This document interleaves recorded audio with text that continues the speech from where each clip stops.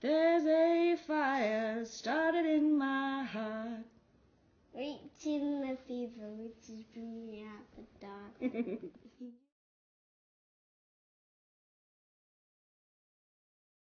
With Charlotte just breathing funny, sounded like she was snoring a bit funny. Maybe her tongue was getting stuck. Maybe her tongue was getting stuck at the back of her throat a bit. So I tried to turn her over just to give her a nudge and see if she would sort of stop snoring really. But no, she was floppy and cold, wouldn't just turn over. She'd also had an accident, which she never does at night time in bed. So I knew then really that there was something wrong, so called an ambulance. A huge team were just at the door waiting for her. When we arrived at the hospital, all consultants, nurses, doctors, anaesthetists, everybody.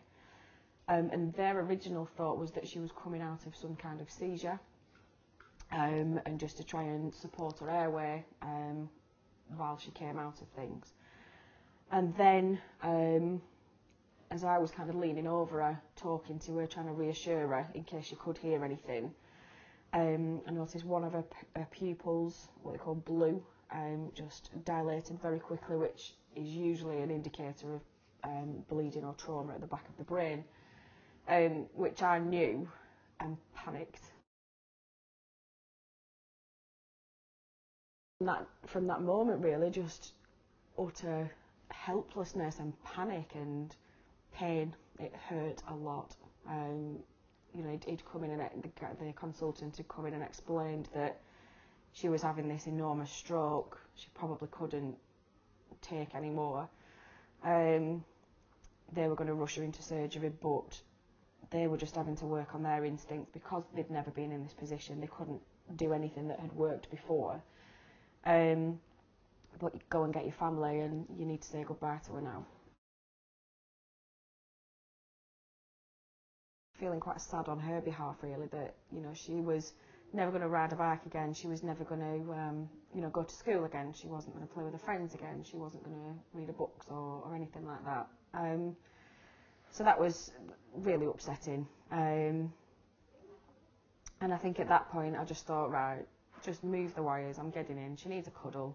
I wasn't aware at that point how much she could or couldn't hear, so I think again the mum button took over, and I thought, well, if she's just heard that man tell me that she's never going to do any of these things again, I don't know if she's upset and she would want a cuddle from her mum. So I got in bed with her and snuggled up to her and was just talking nonsense to her really. And in the intensive care unit they had the radio on constantly, and Adele's Rolling in the Deep came on, which is a song that Charlotte and I have sung countless times together.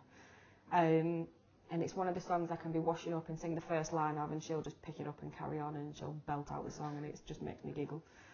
And I think it was one of those moments, those laugh or cry moments, and I was in an intensive care bed with all the sides open. I couldn't really get out without any help, and I just thought, I'm either going to lose it now and really cry, or I need to just sing it to her like I would normally. And I'd had a rule the entire time that she was on intensive care that if anybody wanted to cry, they had to leave the room, they weren't allowed to cry in front of her.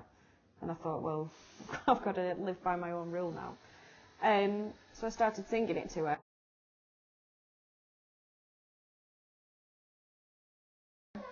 And she smiled.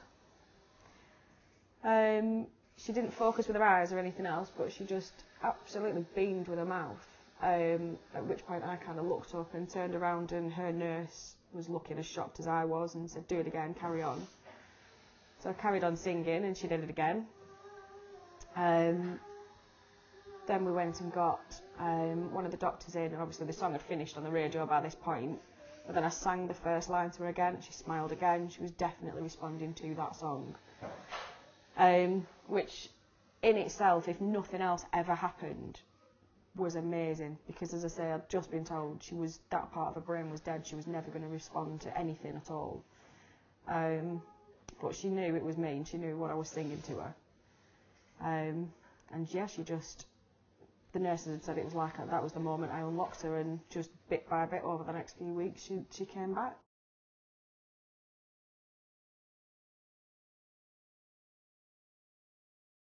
I yellow or are you yellow? You're yellow. I'm yellow, aren't I? Yeah. Because that's yellow. I think at that stage, I'll let myself imagine that she would be this much better. And that's all been down to her. That's been her grit and determination. And if you try and help her down from somewhere, if you try and help her do something, the first thing she'll say is, get off, I can do it. And if she can't do it, she'll figure out how to do it. She's just been absolutely amazing, and she still is. She still is trying so hard to get exactly back to where she was. She wants to be back in her classroom, and she keeps saying, I'll be top of the class again, Mum, and I'm sure she'll get there. There's a fire starting now, reaching the fever which has bring me out the dark. The stars are burning, reaching crystal clear.